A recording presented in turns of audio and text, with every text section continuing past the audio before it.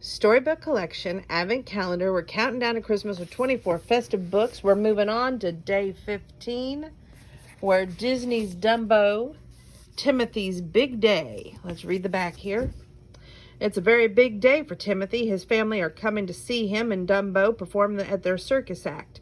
But when Dumbo falls ill, Timothy worries his family will be disappointed, so he tries to make his friend well again.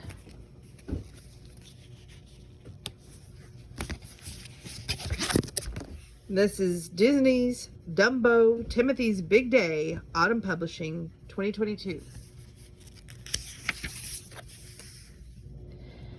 Timothy Q. Mouse looked out over the edge of Dumbo's hat and grinned. Below him, the crowd cheered for the flying elephant.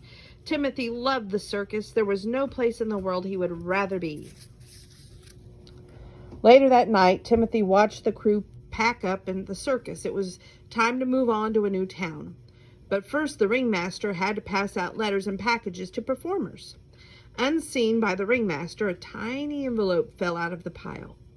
Timothy scurried over to the fallen letter. The mouse turned the envelope over to see who it was for, and then gasped when he saw it was for him.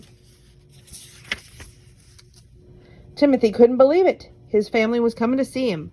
He hadn't spoken to them since he left home to join the circus. His parents' life on the farm was perfect. They couldn't imagine living elsewhere. Timothy hurried over to Dumbo's stall. "Oh boy, look at this, will you?" Timothy shouted, waving around the letter. "My parents are coming to see you perform, Dumbo. We'll put on such a show for them that they'll have to like the circus. After all, who wouldn't love a flying elephant?" As the circus traveled the next town, Timothy grew more and more excited about seeing his parents. But Timothy was nervous too. What if his parents didn't think he had done a good job with Dumbo? After all, he wanted them to be proud of him, and that meant he had to show them how great circus life was.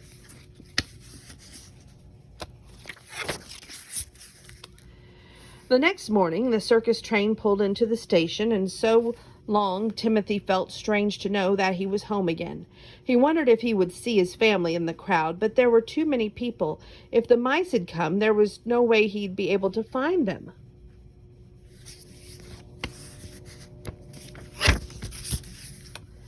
Finally, the animals arrived, the circus site. Timothy watched as the circus hands got to work setting up the big top. No matter how many times he saw it, watching the tent go up never got less exciting. "Just wait till my family gets a load of this," Timothy said to Dumbo. "The lights, the noise, and you. Dumbo, I can't wait for them to see your act." But at that moment, Dumbo let out a great big sneeze. Dumbo sneezed again and again. "Oh no," the ringmaster said, hurrying over. "You look at the little elephant. There is no good. You can't go on with a cold, and we can't go on without you." The ringmaster turned to the circus hands. "Sorry, lads, the fella needs his rest. Today's show will have to wait." Timothy looked over at Dumbo and saw the ringmaster was right. The little elephant did not look good at all. It's my job to take care of you, Dumbo," Timothy said with determination. "Let's find you somewhere comfortable to lie down." Timothy led Dumbo to a cozy pile of hay and went to a steaming bowl of peanut soup. My two cats are enamored with the window tonight. It makes no sense. Anyway. Then Timothy started to give Dumbo a warm bath, but Dumbo sneezed again. The mouse found the warmest blanket he could and draped it over the Dumbo. But it was no use. The elephant just kept sneezing.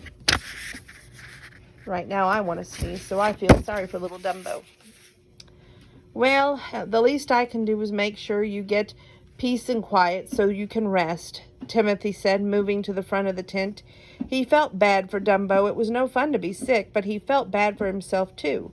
This was his chance to make his parents proud of him.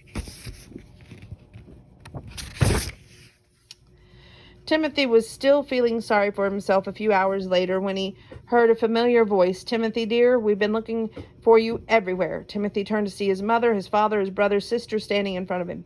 "Mother, father, you're here." The little mouse hung his head. "I'm afraid Dumbo has a cold and he can't go on tonight. I'm sorry that you wasted your time in coming."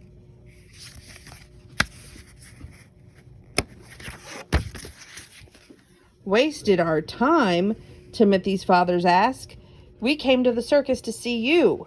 We're not big city travelers, but we're certainly not going to miss a chance to see our son. You don't think I made a mistake joining the circus? Timothy asked. There's no such thing as a mistake as long as you're doing what you love, his mother said.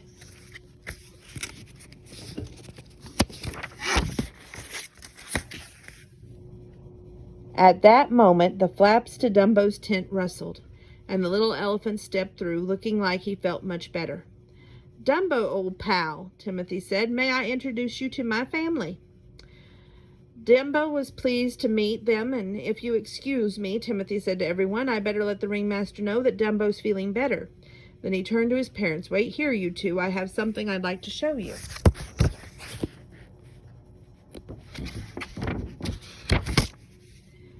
That night, as Dumbo prepared to take the air, Timothy climbed up into his usual spot on the elephant's hat.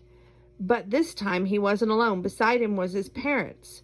With a great flapping of ears, Dumbo lifted off the ground and soared over the circus crowd. Cheers filled the room at the sight of the flying elephant, Timothy, and the mouse's very proud parents.